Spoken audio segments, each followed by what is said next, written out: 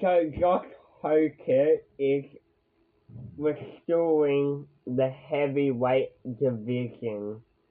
It's being restored. We had Tom Aspinall quitting. Well, no, he didn't quit, but he isn't gonna fight in the UFC anymore. He's way better than Cyril Gane, who should be banned for life. But anyway, the eye poke man. Well, also being called John Jones that.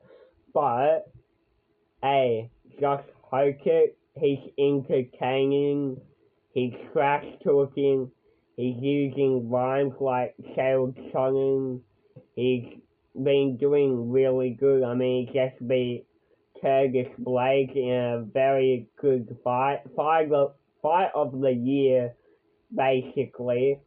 And now he's gonna fight Derek Lewis on the White House card. He's doing good for himself, and it's entertaining to see the heavyweight division actually work out, because it wasn't working out for a very long time, and now it's finally getting better.